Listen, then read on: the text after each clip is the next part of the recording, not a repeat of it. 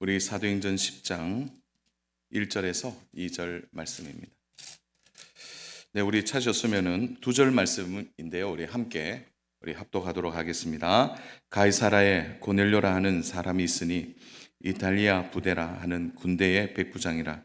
그가 경건하여 온 지방과 더불어 하나님을 경외하며 백성을 많이 구제하고 하나님께 항상 기도하더니 아멘. 가정에 대한 달로서 이렇게 계속해서 가정에 대한 부분들을 좀 말씀을 통해 은혜를 나누고자 하는데요. 그 첫 번째 시간으로 고넬료의 가정에 대해서 한번 말씀을 나누려고 합니다. 사도행전 10장 우리가 오늘 읽었던 이 10장의 중요한 내용이 있는데요. 그것은 이방인 가정이 하나님의 구원 안으로 들어왔다는 거죠. 근데 사실은 이 9장과 10장은 짝꿍입니다.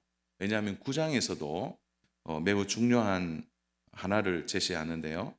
앞으로 하나님의 구원이 어떤 방향으로 이루어질지를 잘 보여주는 마치 지도와도 같은 것이 9장 10장이에요. 왜냐하면 9장에 그 유명한 바로 우리가 아는 사울의 회심 사건이 담겨져 있기 때문에 그렇습니다.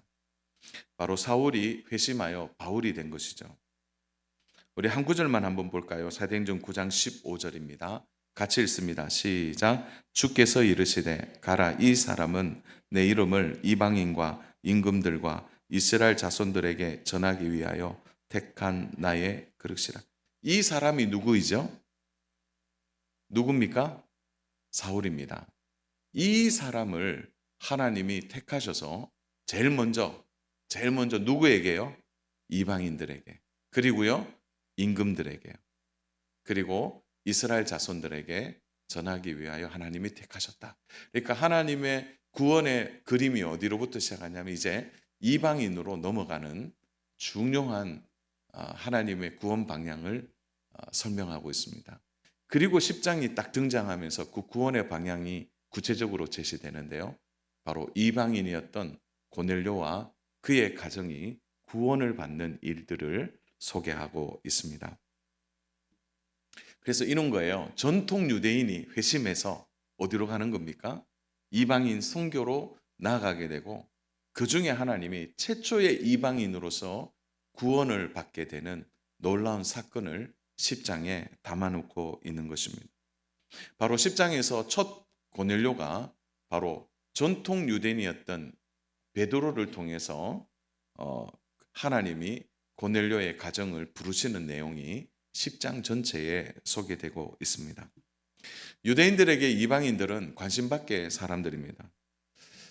이방인들이 예를 들어 출생하는 자리가 있으면 의도적으로 그 자리를 피하거나 부정하다고 했던 이들이 바로 유대인들입니다. 근데 그 유대인들을 넘어서 이방인들에게 구원의 역사가 일어나게 된 것입니다. 유대인 누구라도 이방인들이 구원을 받는다고, 이건 말도 안 되는 일이라고 생각을 했는데 하나님께서 한 모델을 정확하게 제시해 주셨습니다. 그것이 바로 고넬료의 가정입니다. 그런 맥락에서 고넬료의 가정은 이방인 구원의 첫 모델이기도 하면서 잘 우리가 이해하셔야 되는데요. 가정 구원의 모델이기도 합니다. 그러니까 오늘 고넬료에 대해서 우리가 말씀을 함께 나누면서 고넬료의 가정이 어떻게 구원에 이르게 되었는지를 생각하면서 오늘 우리의 가정이 어떻게 하면 구원에 이르고 또 구원받은 하나님의 가정으로 살아가야 하는 가장 중요한 부분들을 오늘 고넬료를 통해서 함께 말씀을 나누어 보려고 합니다. 자, 첫 번째 우리가 좀 다뤄야 될 부분은 고넬료의 가정을 생각하면서 기억해야 될 것은 고넬료에게 필요한 것은 복음이라는 것이죠. 우리는 고넬료의 가정이 하나님의 구원에 이른 사실을 너무나 잘 알고 있습니다. 그런데요, 고넬료에 대하여 우리가 해석을 할 때 이전까지는 이런 해석들을 많이 내놓았어요. 우리 2절 같이 한번 읽어볼까요? 2절 같이 읽습니다. 그가 경건하고 그가 경건하여 온 지방과 더불어 하나님을 경외하며 백성을 많이 구제하고 하나님께 항상 기도하더니. 자, 우리 이 부분을 읽으면 매우 전통적인 해석을 하게 돼요. 그것은 고넬료가 이미 하나님을 믿고 있는 것은 아닌가 하는 거예요. 경건하다. 또 하나님을 경외했다. 백성을 많이 구제했고 하나님께 기도했다. 그러면 우리의 생각은 딱 이렇게 돼요. 고넬료가 구원받을 만한 일을 이미 하고 있구나. 이런 생각을 하게 되는 거죠. 그래서 이미 하나님을 알고 경건했고 구제와 기도하는 사람이었기 때문에 그의 가정이 구원을 받았다라는 해석들을 하는 것입니다. 그런데 이건 굉장히 위험한 해석입니다. 왜냐하면 이 해석 자체가 한쪽으로 치우친 해석이 되죠. 왜냐하면 고넬료의 가정이 선택을 받았다는 것이 무엇으로 연결되기 때문에 그런 거예요? 행위로 연결되는 거예요. 경건하고 그리고요 또 하나님을 경외했고 구제 잘했고 기도 많이 했고 이렇게 되면 역시 고넬료는 구원받을 만한 일들을 했기 때문에 구원받았다. 자, 이렇게 되면은 매우 위험한 해석이 되는 겁니다. 많은 사람들이 이런 해석에 이해를 해요. 그러나 이건 굉장히 위험합니다. 왜냐하면 하나님의 구원의 역사가 만약에 이런 행위로 한다면 매우 제한적으로 이루어지기 때문에 그래요. 자, 2절에서 나오는 하나님을 경외하고 구제하고 항상 기도하는 것에서 우리는 쉽게 판단해서는 안 됩니다. 종교개혁자 존 칼빈은 고넬료가 이미 하나님과 올바른 관계에 있었다라는 해석하는 것에 대해서 이렇게 얘기해요. 대단히 유치한 잘못된 해석이다. 이렇게 말합니다. 이것이 어떠한 칭의도 될 수 없기 때문에 그런 거죠. 사랑하는 여러분, 하나님의 부르심을 받은 베드로가요, 고넬료 집안에 왜 갔습니까? 이미 하나님을 잘 믿고 있는데. 그렇잖아요. 그런데 베드로가 고넬료에게 분명히 말합니다. 43절이죠. 같이 읽어볼까요? 시작. 그에 대하여 모든 선지자도 증언하되 그를 믿는 사람들이 다 그의 이름으로 힘입어 죄사함을 받는다 하였느니라. 베드로가 이렇게 얘기해요. 죄사함을 받아야 된다는 거예요. 죄사함을 받지 않으면 안 된다는 거죠. 죄사함을 받아야 한다고 말하는 순간 44절 우리 같이 한번 읽어볼까요? 44절 시작. 베드로가 이 말을 할 때 성령이 말씀 듣는 모든 사람에게 내려오신. 베드로가 설교를 멈췄어요. 왜냐하면 성령님이 오셨어요. 누구에게요? 고넬료와 그의 가정에게 임한 겁니다. 사랑하는 여러분, 우리가 여기서 중요하게 생각해야 될 것이 있습니다. 그것은 죄사함의 은혜라든지 성령을 받는 일, 이것은 매우 중요한 일입니다. 이전까지 고넬료는 자신의 삶을 개인적으로 나름대로 인격적으로 잘 준비되어 있는지도 모르겠어요. 그냥 경건한 삶은 있었지만 그에게 진정 필요한 것은 복음입니다. 그건 뭐예요? 우리 모두가 죄인이라는 거죠. 죄인이기 때문에 우리는 죄사함을 받아야 한다는 거죠. 그리고 죄사함의 은혜가 임하는 순간 성령님이 우리 가운데 임하셔야 된다는 거예요.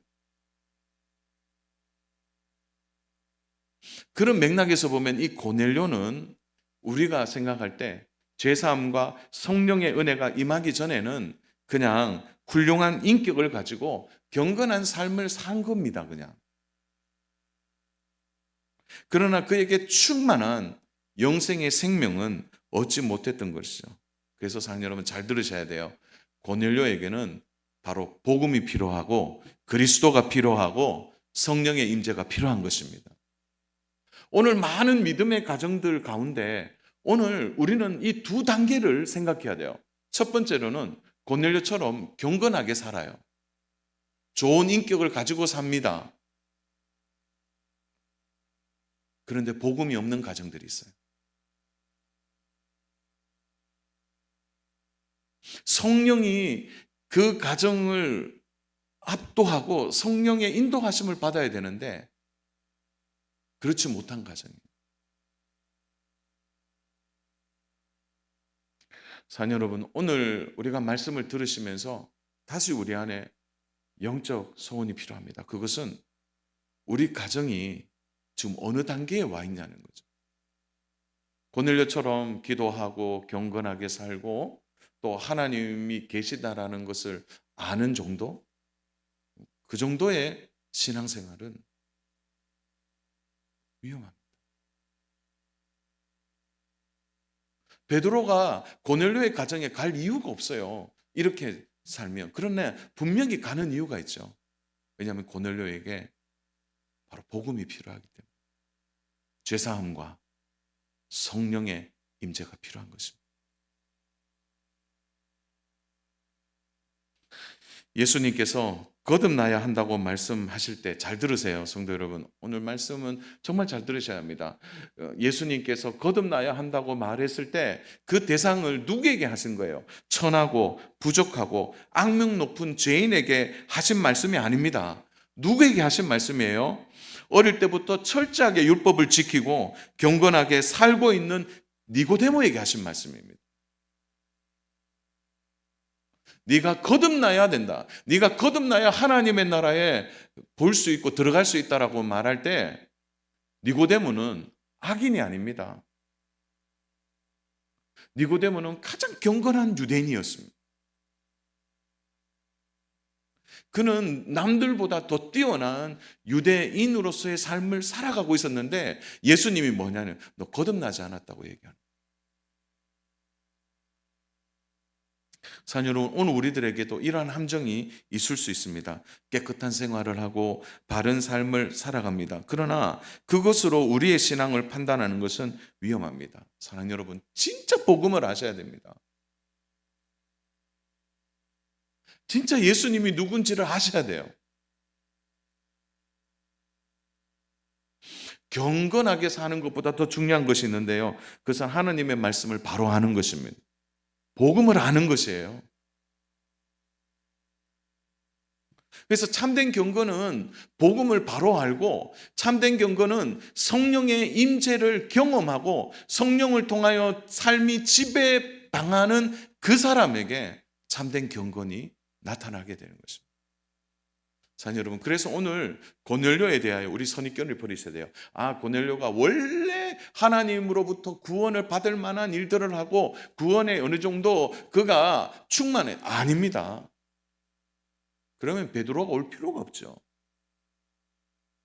오늘 우리의 삶이 여기에까지 머물면 정말 믿음의 가정이 되기가 어렵습니다.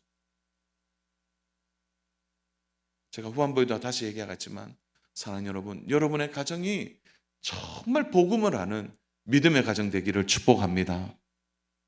성령 충만한 가정이 되기를 축복합니다. 그러니까 성령을 통하여 죄사함의 은혜가 있어야 되는 거예요.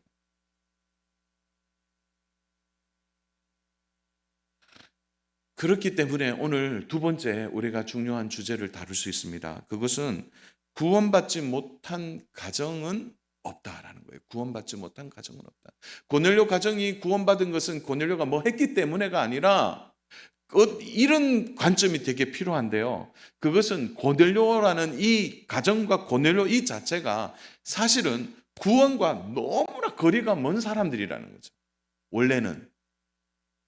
오늘 등장하는 고넬료와 그의 가정은 어떤 의미에서 하나님의 구원과 가장 멀리 있는 자라고 할 수 있습니다. 우리 1절을 같이 한번 읽어보겠습니다. 1절 시작. 가이사라에 고넬료라는 사람이 있으니 이탈리아 부대라 하는 군대의 백부장이라.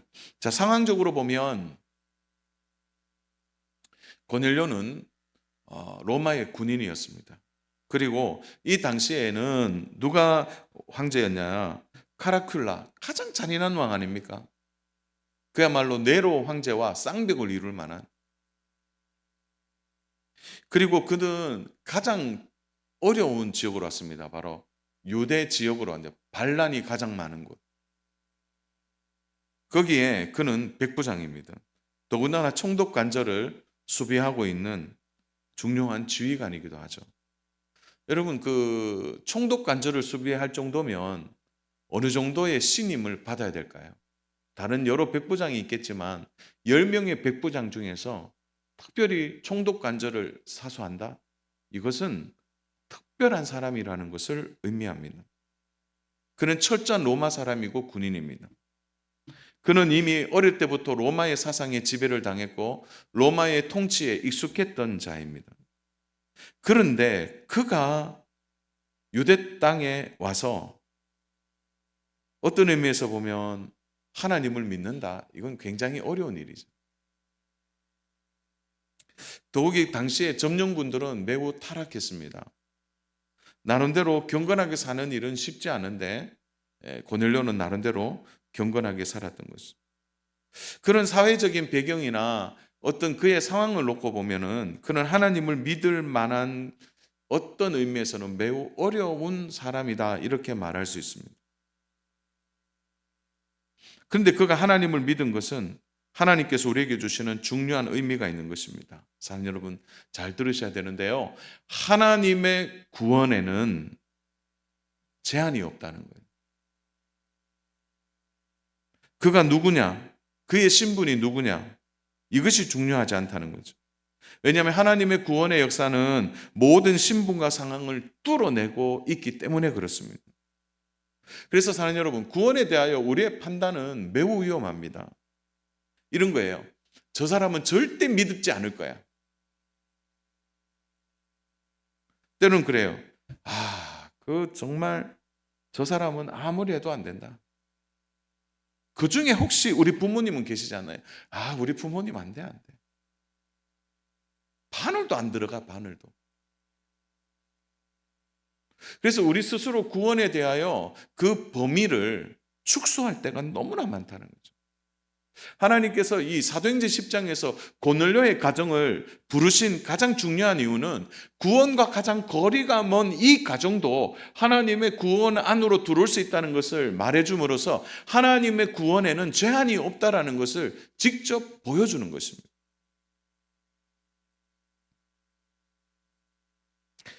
참 친하게 지내는 목사님이 계세요. 우리 교회와 가까이에 이제 교회가 있는데 그 목사님과 이제 주중에 이런 대화를 한 적이 있습니다. 자기 교회에 아주 신실한 여자 집사님이 계신데요. 그래서 참 어떻게 저렇게 신실한가 그랬는데 그 남편분은 교회에 대해 매우 냉소적이라는 거죠. 그래서 마음이 너무 차가워요. 그래서 여러 번 교회에서 막 사랑을 베풀고 또 귀하게 여겨주고 그렇게 하는데 목사님 표현이 이래요. 목사님 그렇게 베풀 때마다 철벽을 칩니다. 철벽을. 아예 뭐 딱 철벽을 치고 안 됩니다. 라는 마음으로 그렇게 있다는 거예요. 그런데 그 목사님이 마지막 말에 제가 마음이 와닿았습니다. 목사님 그래요. 아무리 철벽을 쳐도 결국 돌아오게 될 겁니다. 그 말씀을 하더라고요. 굉장히 마음에 와닿았습니다. 하나님이 그렇게 철벽을 치는 그 남편을 구원 못 하실까요? 문제는 우리의 믿음입니다. 우리의 믿음. 작년에 이슬람 선교를 하는 교수님이 이제 이런 말씀을 하는 것을 직접 들었습니다. 교수님이 이제 이슬람권 선교를 하시다가 오셨기 때문에 방학 때가 되면 이슬람 선교지로 가신다 그래요. 이제 한마디로 비밀 선교하는 거죠. 이슬람 지역으로 가서. 그래서 이집트의 한 시골 마을에 몇 명의 그리스도인들이 있다는 이야기를 듣고 초청을 받아서 갔다고 합니다. 그래서 이제 교수님이 그 시골 마을에 들어갔는데 이제 비밀리에 이제 접촉을 한 거니까 방문을 여는데 방 안에 사람들이 가득한 거예요.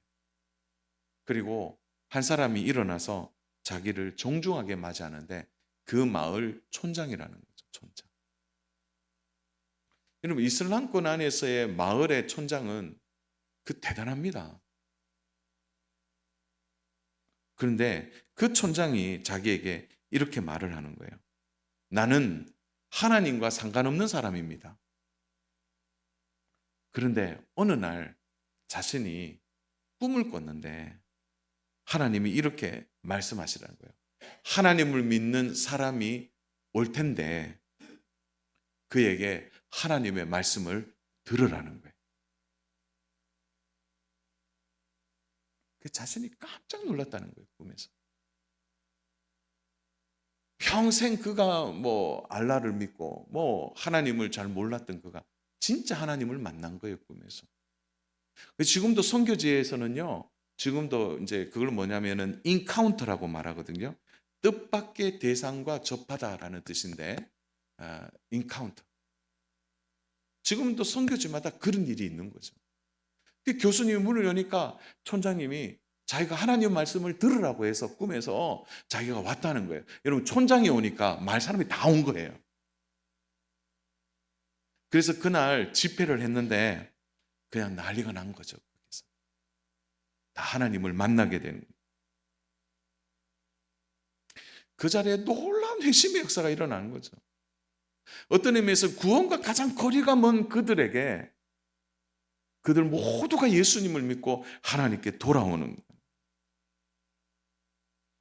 사랑 여러분, 오늘 고넬료의 가정에 대하여 우리가 오늘 기억해야 될 것은 우리에게도 분명한 영적 근거를 제시한다는 겁니다. 가장 중요한 것은 하나님이 구원 못할 가정은 없다는 것입니다. 우리가 포기하고 있는 가정이나 사람이 있다면 우리는 우리 자신을 돌아봐야 합니다. 그가 어떤 상황이냐, 그가 어떤 환경에 있냐, 반드시 하나님의 구원의 역사가 어떤 환경, 어떤 상황 속에 있다 하더라도 하나님의 구원의 역사는 여전히 그 일들을 통해 역사하신다는 거예요. 가정의 달을 맞이해서 사랑 여러분, 한번 진짜 생각해 봐요. 요즘 우리 자녀들 너무 바쁘니까 아유, 목사님, 그 교회 다니라는 말도 못 꺼내겠어요. 이거 잘못된 겁니다. 아유, 우리 부모님 이제 뭐 예수님 믿겠습니까? 잘못된 이야기. 사랑 여러분, 자녀들이 바쁠수록 전하셔야 돼요. 하나님의 구원이 그 바쁜 자녀에게 임하도록. 우리 자녀가 있는 데는요, 하나님을 믿을 만한 조건이 안 됩니다. 여러분, 그런 곳에 있다 하더라도 우리는 믿고 선포해야 되는 거죠. 그 가정에 하나님의 구원이 임할 수 있도록.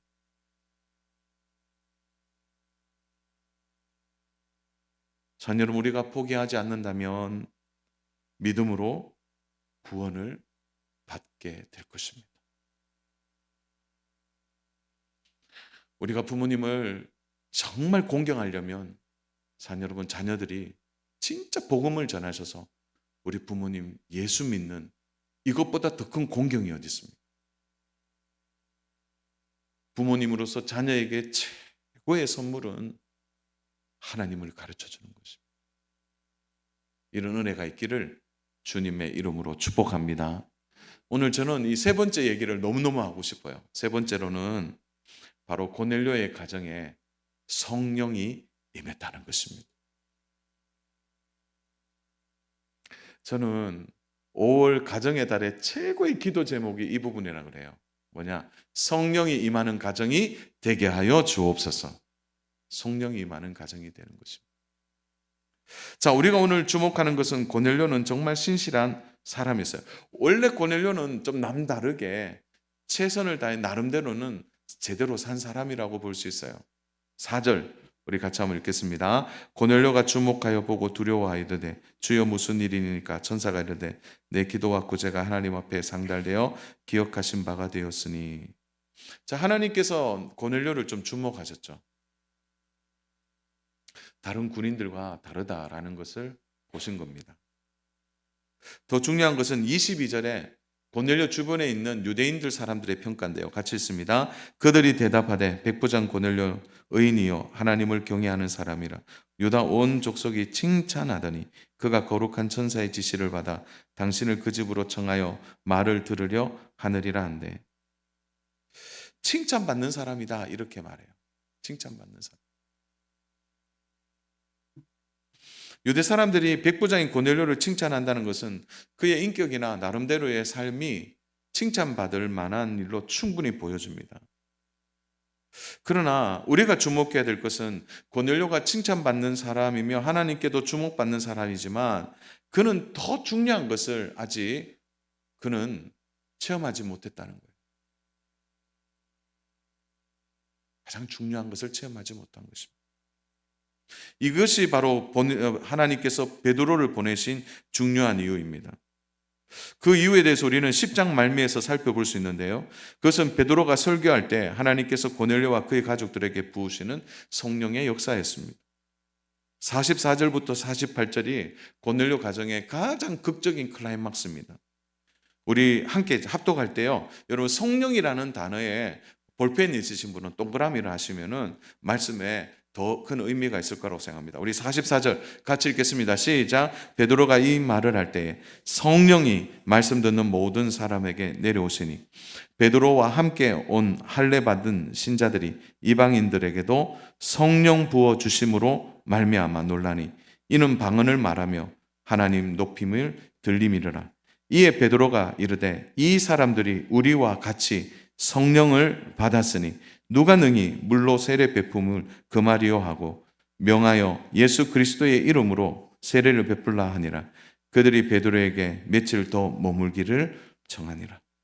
자, 여러분 47절 보시면 이 사람들이 우리와 같이 성령을 받았으니 이게 핵심입니다. 고넬료와 그의 가정에 없는 것이 성령이었어요. 성령의 역사입니다. 마가의 다락방에 임하셨던 성령께서 고넬료의 가정에 임하신 것입니다. 이방인들에게 구원의 길이 열릴 때에도 동일하게 성령의 역사가 일어난 것입니다. 베드로는 더 이상 설교할 수가 없었어요. 왜냐하면 성령님이 강하게 임재하셨거든요. 오늘 우리에게 필요한 것이 이 성령의 역사입니다. 성령의 기름 부으심이 필요합니다. 성령 충만함이 필요하다는 것이죠. 사랑 여러분, 우리 아무리 생각하고 또 생각해 보십시오. 사랑 여러분, 부모님 공경해야 된다는 건 누구보다도 더 잘 아는데 매년 절기 때마다 부모님 공경해야 되는 메시지를 매일 듣습니다. 매년마다 듣고요. 5월달 가정의 달에는 더더욱 듣게 됩니다. 그런데 왜 안 되죠? 왜 깨어진 관계에서 회복이 안 될까요? 왜 무너진 관계에서 부모와 자녀 간에 왜 이렇게 관계가 회복되지 않는 겁니까? 부모는 자식들에게, 자녀들은 부모에게. 여러분, 그 원인이 내 인격이 고상하지 못하고 내가 성격이 좀 별나서 그런 겁니까? 아닙니다. 성경은 분명하게 얘기하고 있어요.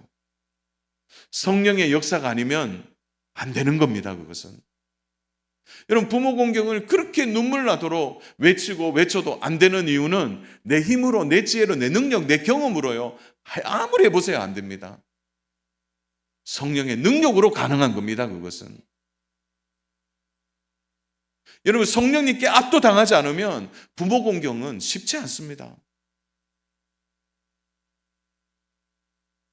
성령님이 나를 완전히 압도해서 내 안에서 역사하지 아니하시면은 늘 잘못을 보는 부모님, 내가 어릴 때부터 상처받은 일들, 내가 자라면서 부모님으로부터 고통받았던 것들, 부모님이 나에게 차별했던 것, 그런 것들이 우리 안에서 끊임없이 죄의 찌꺼기들이 일어나잖아요. 그것을 내 능력과 내 인격으로 누를 수 있습니까? 안 됩니다. 성령의 능력이 필요한 겁니다. 그래서 5월 달에는 더더욱 구해야 될 것은 뭐냐면 성령의 능력입니다. 성령의 역사.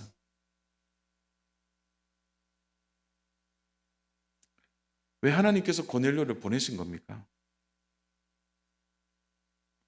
고넬료를 보내신, 베드로를 보내신 이유는 하나입니다. 고넬료야, 고넬료의 가정에게 성령 받으라는 거예요.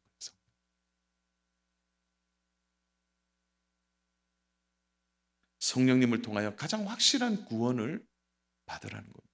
물 세례가 아니라 성령 세례를 받으라는 겁니다. 성령 세례. 사랑 여러분, 오늘 우리 가정에 필요한 것은, 진짜 필요한 것은 물질이 아니에요. 재산이 아닙니다. 진짜 우리 가정에 필요한 것은 성령님입니다. 성령님.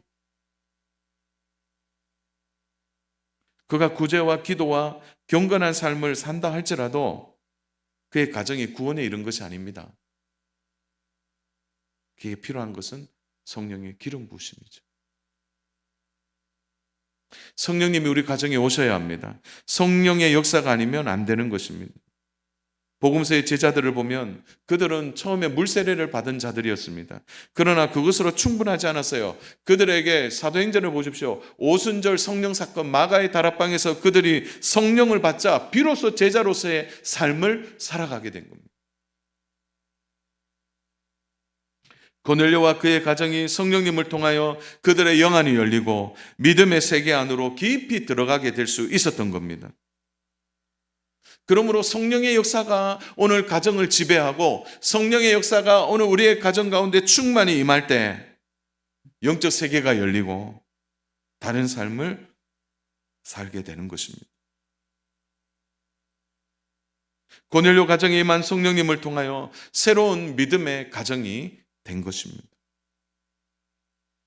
말씀을 정리합니다. 사랑하는 여러분, 5월 가정의 달입니다. 오늘은 어버이 주일입니다. 한없는 부모님의 사랑을 우리가 생각하지만 동시에 부모님께 받은 상처 때문에 때로는 부모 공경이 멈추어지고 때로는 부모님을 공경하고 싶지만 마음 안에 있는 여전히 감정의 찌꺼기 때문에 고통당하는, 그래서 어버이 주일만 되면 수없이 회개하고 또 회개하지만 제자리로 돌아오는 자신을 보면서 가슴 치는 일이 한두 번이 아닌 우리 자신을 돌아보면서 왜 그럴까? 왜 그럴까? 경건하게 사는데, 기도도 하는데, 구제도 하는데, 그러나 우리에게 하나가 없는 것이죠. 바로 성령의 기름 부으심입니다.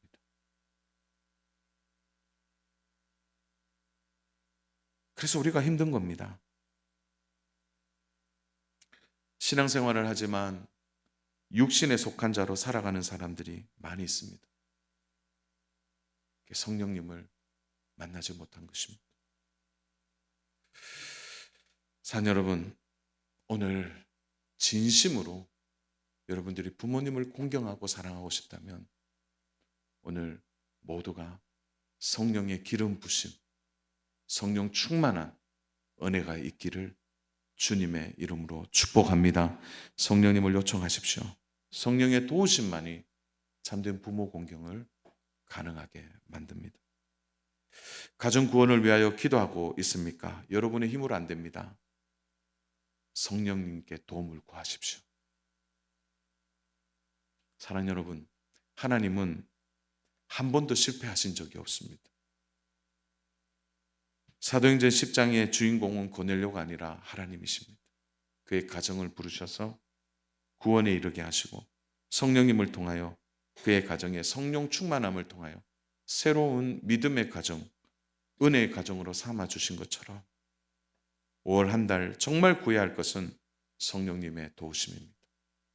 그러므로 성령님이 지배하는 가정, 성령님이 역사하는 가정, 성령님이 인도하시는 믿음의 가정을 꿈꾸시고 5월 한 달 동안 성령 충만한 믿음의 가정 되기를 주님의 이름으로 축복합니다.